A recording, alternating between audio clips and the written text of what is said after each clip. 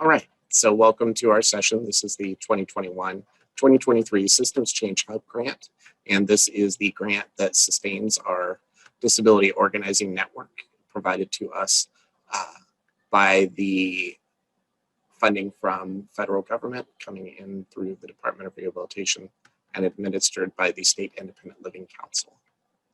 The next slide will begin our presentation. So the purpose of the Systems Change Hub grant is to create a statewide systems change network by developing and building the systems change capacity of California's 28 independent living centers. And it sounds like the majority of you are connected to an independent living center in some way, but feel free at Q&A, we can have a deeper discussion if it doesn't become apparent through the presentation, though, that we are an organization working with the network of independent living centers. Independent living centers are organizations that serve people with disabilities and empower them to live in the communities of their choosing. And there are 28 in the state of California serving all regions within California. Next slide, please. First, to develop this grant process and ultimately what we developed was informed by a community survey. We put together a tool. We used a tool called Strengths, Weaknesses, Opportunities, and Threats analysis. So once we developed our survey, we ran through this process on the results. And this survey was given to the disability community and network partners, and survey data was collected in May of 2020. It was a snapshot of a moment in time. And we definitely heard that it was a strong call for updating of network priorities, and particularly equity. Next slide, please. So these were the strengths that came out of the survey results. One of the strengths was the statewide meetings that we hold in the DO network. The DO network resources such as the website, the listservs, which is an email list communication system, and the trainings that we've provided. Also, support for Disability Action Coalition and Disability Capital Action Day, the yearly day of action at the Capitol, and this year was held virtually online as a ADA celebration called ADA for the Next Generation. Next slide, please. Strengths continued. Empowerment for policy work. People felt that we were really good at providing a conduit for folks to participate in policy work, to get engaged in that work. Coalitions and collaborative networking. Folks felt that we were strong in developing partnerships with other organizations and helping folks stay connected to partner organizations. Increased voting participation. We are very active in voting access and advocacy work. We actually have the chair of our DO network voting access and advocacy work group here with us, who has assisted us in putting together a strategy for this year, and looking forward to coming out of the election, diving into great work again for 2021. Next, long-term supports, services and supports. Advocacy was a strength. And finally, well-executed campaigns. Specifically, folks called out our drinking straw campaign, in which folks were given kits of various types of reusable drinking straws. And the results of the survey were then used to inform and develop local governmental jurisdictions on advisement for putting together drinking straw policies for those that were looking to eliminate single-use straws. Next slide, please. Weaknesses. We heard that there was a lack of understanding of the statewide network hub, which is, again, why I really think that this particular session was was a priority for me. Next, we heard that we were not effectively reaching communities of color, and we understand that this, of course, is a result of an institutional bias and historic ways in which our movement was developed, like many other civil rights movements. And so we are continuing to dive into that work, and this summit includes some initial first steps toward ensuring a healthy, diverse network. Next, we heard that there was we were lacking economic empowerment discussions. And then finally, that the network can feel top down. We needed more local buy-in. Next slide, please. Opportunities. First, we heard that advocates, this is a conclusion actually. Some of these were more conclusion driven, and opportunities, the way that this worked, we looked at results and made some conclusions. And one of the things that we saw is that we really could foster leadership skills among advocates. We could build a more formal organizing training, better establish the onboarding processes for new advocates. And finally, partner more closely with youth organizing, our Yo Disabled and Proud program, for example. Next slide, please. Next, continuing on opportunities, we can leverage information communication technology trainings, such as how to hold effective Zoom meetings and advocacy meetings. And we've learned a lot through this process. This summit represents our second experience with holding a large event. The Disability Action Coalition, which is supported in part by the DO Network, also held its online event. And so we are experimenting with various technologies such as streaming online and using and leveraging social media in new ways, and really developing this idea of an information communication technology position. And then finally, building better bridges between independent living and other disability advocacy efforts. We acknowledge that there are other advocacy efforts out there, some of them within certain communities. There is also the broader disability justice movement, which we hope to learn from and be an ally to. Next slide, please.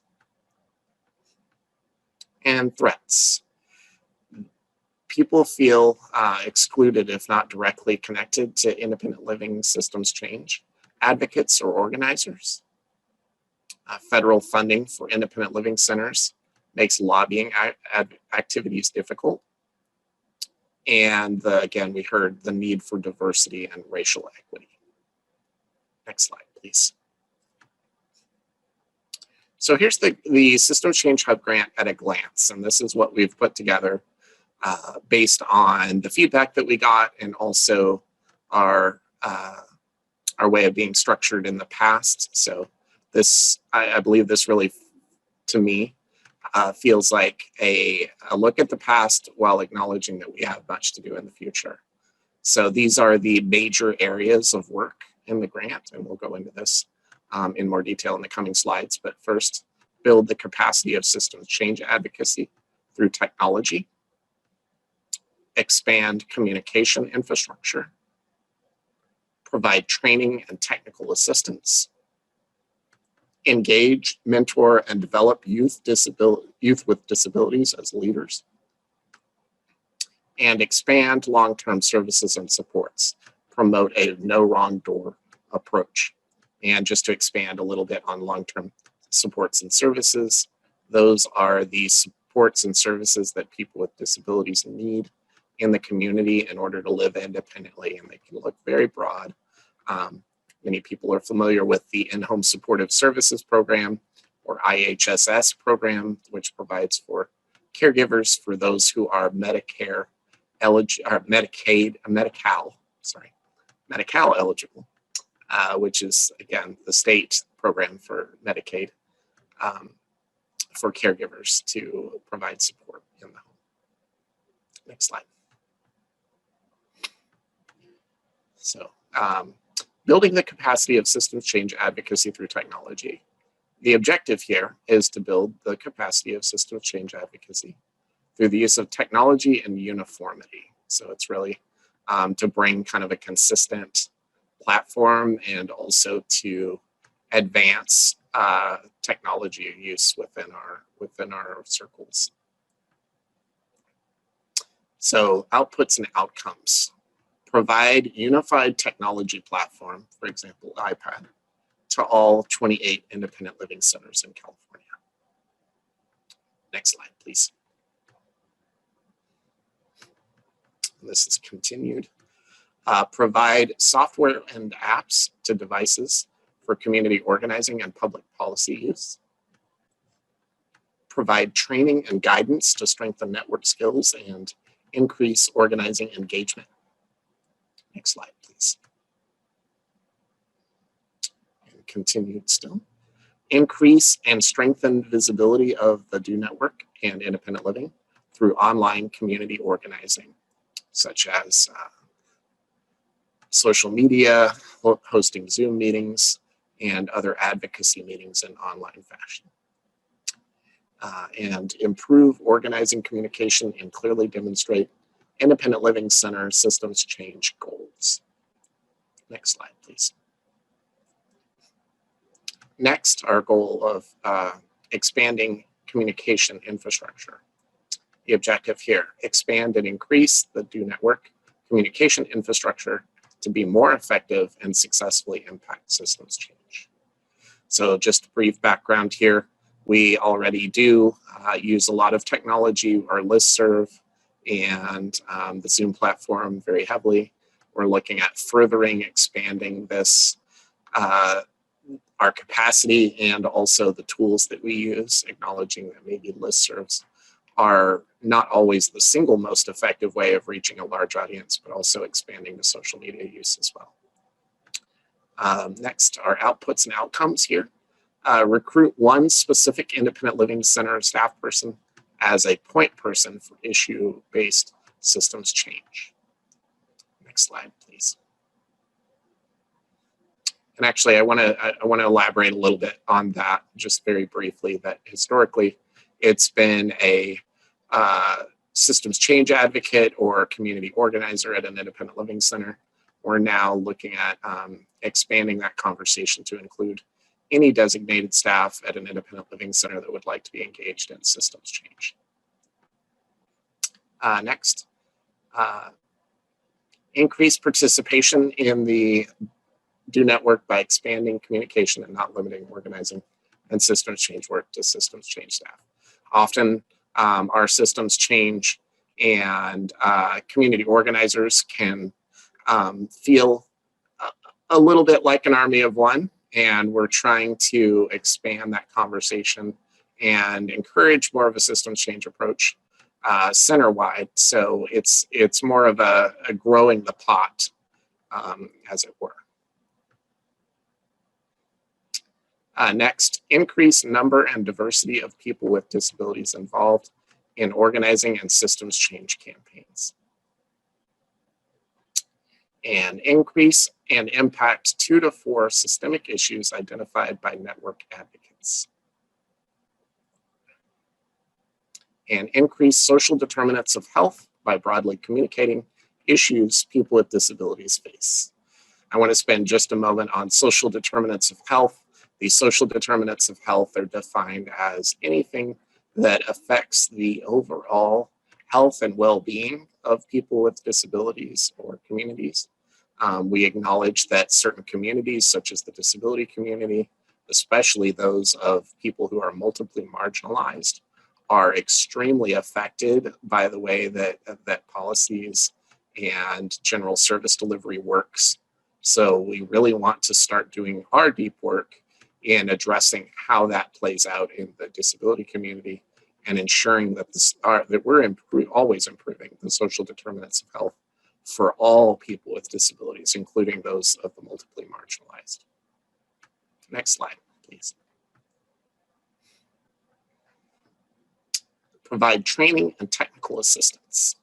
The objective here is provide training and technical assistance on issue-based topics that can improve the lives of people with disabilities through systems change, advocacy, and community organizing. The outputs and outcomes: coordinate accessible group trainings and one-on-one technical assistance on strategies and campaigns. Archive training sessions to be available online, which is something that we've done historically. Achieve 2 to 4 systems change wins. And that's per year. Next slide. Engage, mentor, and develop youth with disabilities as leaders. In this objective, we seek to create a disability rights and independent living workforce through mentorship and systems change engagement of youth with disabilities. The outputs and outcomes here are to increase leadership opportunities for systems change advocates to support and mentor youth. Increase youth with disabilities engaged in mentorship, community organizing, and systems change campaigns as a way to build the workforce pipeline. Next slide. Please. Okay. Expand long-term services and support, long-term services supports and services, the no wrong door approach. Objective here is to decrease long-term services and support silos for people with disabilities across the lifespan, meaning for every age. Outputs and outcomes: improve the social determinants of health by increasing no wrong door systems and aging and disability resource connections. So this one, again, is focused on building systems that eliminate or reduce silos. So single points of access, places where we can easily distribute information. We really see independent living centers and aging and disability resource connections, or ADRCs, as those places. Next, decrease social isolation and increase programs and services for people with disabilities and older adults through systemic policy change. Next slide, please. Okay, this opens us up to our discussion, and it looks like some is already happening in the chat, but I'd love to bring some of that over into a verbal discussion as well. We will now open this up for an opportunity to discuss. I know that I put a lot of information in front of you, and I just want to acknowledge that I'm happy to talk through what these pieces will look like and hear from you what you're excited about this grant application. Russell, this is Christina. Before we get started in more Q&A, I appreciate the questions that came in through the chat. There's a couple things I want to just clarify and make sure that we're all on the same page about. And first, I just want to say thank you, Russell. You did a great job. Russell came into CFILC in his new role as statewide organizer right as we were basically reapplying for the Systems Change Network grant. So I do want to thank both Russell and Megan. We were the team of 3 that wrote the Systems Change grant this year, and Russell was able to hit the ground running, and this is his first time presenting it to everybody. So I want to acknowledge him and thank him for that. And this grant can be sort of confusing. So I want to make sure that we're all on the same page when it comes to this funding and how it works. Point of clarification, it is the State Independent Living Council that determines how and if the Systems Change Network exists. The grant is then implemented by the Department of Rehabilitation. The SILC only has 3 staff members. It's very small, but the SILC gets a little over $2 million from the federal government to determine how that funding should be spent in California through a tool called the State Plan for Independent Living every 3 years. And with that, one of the changes that has occurred more recently is that now it requires that the majority, at least 50%, 51%, executive directors of each ILC must sign off and approve it. Okay. So every 3 years, we never know if the directors and the SILC members, which are appointed by the governor, are going to prioritize the Systems Change Network Hub as something they want to continue to fund. While $2 million sounds like a lot of money, it's really a small, very small amount of money when it comes to the entire state of California. So this is in addition to the center funding that comes out that each center receives. Your center receives federal 7C dollars, and the funding that goes to the state plan for independent living that we call the SPIL is 7B dollars. Okay, so the 7B dollars haven't changed in quite some time. It's roughly been right over 2 million for over 2 decades now, I want to say. So just know that. And then secondly, a lot of people will come to us and say, why can't we work on this? Or why isn't the Systems Change Network working on this topic?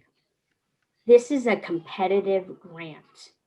We do not get to decide 100% how what we prioritize in the grant, essentially. The state plan for independent living has systems change priorities in it. And this year's spill, when we wrote the grant, was very much focused on long-term services and supports and no wrong door systems. So when Russell is highlighting the work that we're saying that we're going to complete and deliver on in the next 3 years through this grant, it's really because that was written as what the state, the directors and the state independent living council members have said they want to see prioritized with this funding. So sometimes when somebody says, why can't we work towards, let me pick a topic, immigrants with disabilities and the discrimination being faced. Sometimes we can pivot and pick another topic, but we must fulfill what our deliverable requirements are too. Okay, so we wish we could do everything, but it's not possible. The other thing is really important. Russell mentioned that we have a communication infrastructure, and my goodness, we must have known that a pandemic was coming because we wrote this right before, and we were really focused on the fact that we wanted to build your skills through technology and focus on making it optional for you guys to do more from a single place, because you don't have to be specifically physically somewhere to organize online. And organizing online has become the most effective community organizing available and at our fingertips these days, essentially. And, you know, Alice Wong, some of the other folks in the disability community, they are doing it extremely well. And we look at them as like the examples for what is possible for each of you, for each of us, and our network as a whole. So when Russell says we're going to send each of you an iPad, yes, we wrote in the grant that each center will get an iPad for the systems change advocate or community organizer. I know some of you have 2 staff members doing this work at your center. The director will have to make that decision, and maybe the center has a budget to do a second one if that's something that's needed. But we're going to specifically put apps and put tools on it for you to use to be able to do more community organizing and reach through that technology. But we didn't expect the centers to be able to purchase that. And from the beginning of time, when I was a statewide organizer and Teresa was our former executive director, one of the barriers and one of the reasons why I decided we needed to pivot to technology versus physical organizing only is that centers have said over and over again that there is a lack of funding for travel. And some of you are in very remote locations. Some of you have transportation challenges or barriers. And this was one of the ways to get away from that. So rather than having everybody travel all the time, we're not saying that you won't travel at all anymore, But what we are saying is that we are opening up the opportunities to show that organizing online is very effective. And so we feel like with technology and applications and software available, and through training and capacity building, we could really leverage our network through those means and do more than we've done previously. With that said, I always think of the Disability Organizing Network as having layers. So I want to make this really clear because we get a lot of questions and we always have a lot of turnaround. So it's worth repeating. The nucleus of the circle in the Disability Organizing Network is what I refer to as the systems change advocates and community organizers. You are the heartbeat of the Disability Organizing Network. The second layer is the entire California IL network. That's the second layer. They help make the decisions. That is the leadership, that is your directors, that is your management, that is us. We are all a part of that too if we work at an independent living center at CFILC. The third layer is the larger disability community and the coalitions that exist that we are a part of.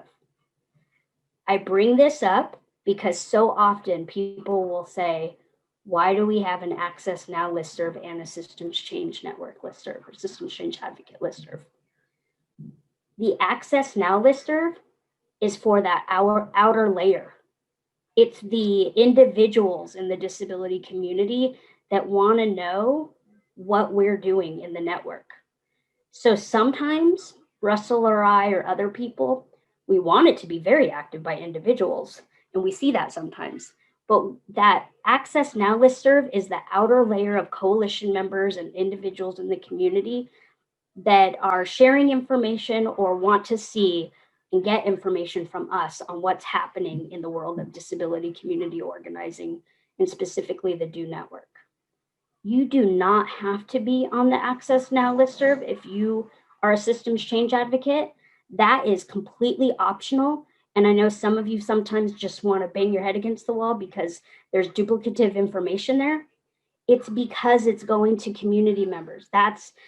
But some people do want to be on that because they want to see what community members are receiving.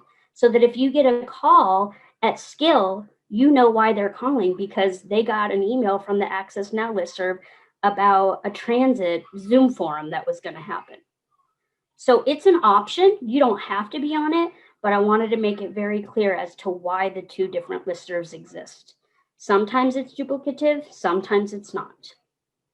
The other thing is that the Systems Change Network grant is the name of a grant. The program is the Disability Organizing Network. It is one of 6 programs at CFILC. And it is referred to, just like our Ability Tools Assistive Technology Network grant, as a hub grant. Okay, and again, competitive. All the funding that CFILC receives, we don't get, we're not an independent living center for one. We don't do the services that you all do. We are a hub, we are public policy, we are community organizing and program implementation to build the capacity, leadership development, and training support for the centers that choose to be members, and then the centers that are a part of, obviously, the DO network and Ability Tools, because that serves every center no matter what. Okay, so it's really important to remember those things. And last but not least, we have a variety of staff available to support you in different ways all the time. If you ever need assistance in figuring out how does that social media work? How does that listserv work? How do I get Zoom with captioning? Please feel free to reach out to us. That's what we're here for. We're capacity building for the independent living centers. And we want to be here to support you guys and being the most effective that you can be for the community members you're serving. With that, I will open it up to any questions. Alyssa Stack. Thank you. Just very briefly, I want to acknowledge that we are running a little short on time. However, I want to also say thank you to Christina and say that there is going to be a session tomorrow morning with the State Independent Living Council. And I see these as naturally part of the same conversation. That session will be longer and more engaging, and you'll get to know more about this entire puzzle. So thank you to Christina for showing what's on our end. And we have time for just a couple of questions. So go ahead, Alyssa.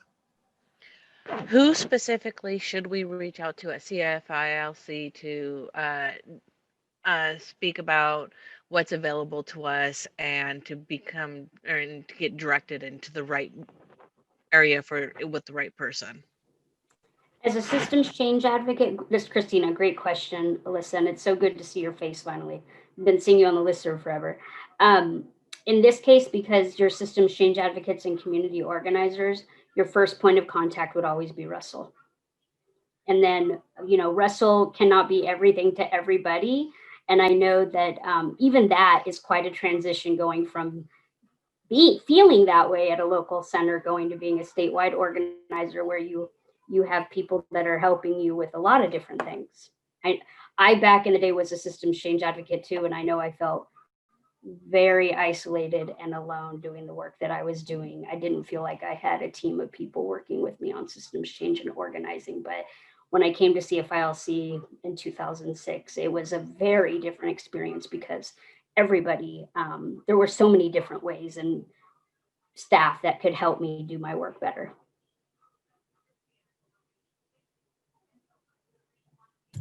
I also see that Maria has asked in chat, may we get a list of CFILC staff and the specialty of staff so that we may reach out to them. Would that be possible? Again, because like all of you, we experience staff turnaround too. Your best point of contact should always be first Russell, and then Russell will guide you to whoever that person is. Yeah. I would like to just maybe take a quick second though to introduce a little bit more in depth those that are here with us. Many of you know Christina. Megan here with us is our Information Communication Technology Manager, and Cameron Moore, who you'll be hearing more from this afternoon, is our Communications and Marketing Manager. And just as a quick correction, because we did have a staff meeting recently, and I know not everybody made it. We had several promotions. So Megan is now our Deputy Director at CFILC. And then Catherine Crawley, that some of you work with Ability Tools, she's now a Program Manager. And I don't think anybody here has met Concepcion, who works our Digital Access Project, but she is no longer an INA specialist. She's a INA coordinator. And then we had Lisa Austin, who has been working our Disability Disaster Access and Resource Program. She's no longer Logistics and Office Manager. We don't even have an office right now that we're in. She's been my go-to gal, and she's now the Disability Disaster Director. Thank you. All right, I want to open this up for some questions, acknowledging too that we have just over 10 minutes until our next session, and I want to give folks time to take a break. If you need to do that, feel free to step off now. And just know that we will have time to continue this particular conversation tomorrow during the State Independent Living Council presentation, which will be a 3-hour session. So there will be plenty of time to discuss and have interactive discussions about, and I'm happy to lead a special section just going back to the grant if we'd like to. Does anyone else have any questions? This is Ariel. I have a question. Hopefully it makes sense. So as far as the increased participation of other ILC staff in the work that we're doing, are our executive directors aware that we're wanting to do this, or do they know anything about this conversation that we're having? Good question, Ariel. So we had to, for CFILC members, we went over the grant on one of our reoccurring director meetings to let them know about the changes. And even prior to that, we had to get it through the executive committee. So the executive committee was aware, and then we shared the changes with the larger group of directors through our reoccurring meetings. And it's not to say that you won't necessarily be assigned to an issue, but what we've seen over the years is that you're one person. And I've definitely heard directors say, my systems change advocate is on the phone more than not, and they need to be doing their work rather than on the phone so much. And that's really been a continuous conversation in addition to the lack of funding for travel. And so I've seen those as two big obstacles that we need to work to change. And so while your director might still say, yes, we want you to work on creating, increasing no wrong door systems in California, your director might also say, you know what, you work on transportation, you work on voting, you work on housing. That's too much. We can't possibly also get you on the no wrong door campaign as well. Let's see if our transition coordinator would be a better fit for that. And we sort of tested it with disability disaster access and resources. Some centers, they that are a part of that program, they gave the position to somebody internally, while others hired out. It's very individualized per center. And just like Yo Disabled and Proud, as an example, when we have Yo volunteers, when I started Yo Volunteer Corps, it was that every Yo volunteer was supervised by a systems change advocate. That was ideal. That doesn't happen anymore. It's based on what the center wants and what's going to be best for the center. So we know that burnout is something that all of us face. And I'm hoping to limit and decrease burnout by giving centers the option to decide who on staff makes the best person to be on this committee. And we've actually also done it with our long-term services and supports committee. Some of your directors are on it, some of your managers are on it, some of your transition coordinators are on it. It's based on what your director wants. Thank you, Christina. Thank you. We've got time for, I believe, one more, and I see that Talmadge has his hand up. Talmadge, would you like to? I just wanted to thank Christina Mills for presenting the information and breaking down, especially the three different layers, the nucleus, the center, the third layer, which was just the listserv network. I really, till today, didn't really have a clue that it was like full community, because I wasn't really sure what we could put on there. Was it just for our advocates, or was it for the community? Because I was seeing broad information. So I do appreciate the information and the breakdown for some of the things that we're, uphill for. Thank you. Thanks, Talmadge. And I see some folks asking if you can get a copy of the grant. Yes, as soon as there was some technical issues with Department of Rehab on our grant, as soon as we have the signed PDF version, we will send it over to you guys. And it's a public document, so it's available for anyone. Thank you. Thank you. I also see that Khalud asks, who should we contact for Yo Disabled and Proud? And at the moment, that would be me. I'm happy to have those conversations. I will be, as we move into the execution of this new grant, I'll be looking at how I am prioritizing my time specifically for Yo. I have been working very closely with Evan Milburn at CID and Ben McMullen to kind of get my feet on the ground and learn from them and build together. And so we are definitely eager to have more of the conversation and are looking at beginning some big organizing efforts for 2021. And Peter has a new wonderful Yo volunteer. Her name is Olivia, and she's working on a survey tool right now for students that are experiencing discrimination due to distance learning. Great. And then, thank you.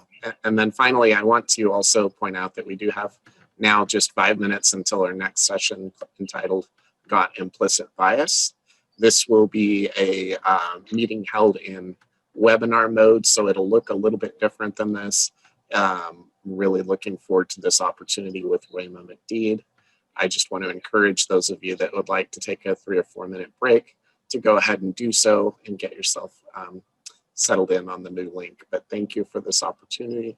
I was really excited to kick off our morning with this session. I know that it feels a lot of information. This is not a one and done conversation. So just know that as we move toward January, that you'll be hearing much more about how the technical and detailed parts of this plan play out. Russell, this is Mohammed. Is there a way we can connect and talk about what I missed? Because I would like to learn more about the Hub grant. Absolutely. So this session was recorded. So we do have a full recording of this session that will be available to you. And I'm happy to discuss one-on-one and set up times to discuss. Perfect. Thank you. Thank you. So yes, the recordings will be distributed to the network. Russell, can we get a copy of, will we be able to get a copy of the PowerPoint? Absolutely. I'm happy to Thank send that out in material. Appreciate it. Absolutely. I think that would be helpful because like we can have bullet notes so we can help have a discussion internal office with our directors if we need to. So we'll know what we're talking about. Correct. Thank you. Thank you all. And I look forward to seeing you for our next session. Good morning, everyone. Glad to have you all here. Welcome if this is your first session to the 2020 Disability Organizing Network Summit. I hope that you've all been able to grab your coffee, your breakfast, food of choice. Ordinarily, we would be with you in Grizzly Creek Ranch, but this year we're really excited that we can have our favorite foods in our homes and be comfortable and happy in our homes. See you shortly.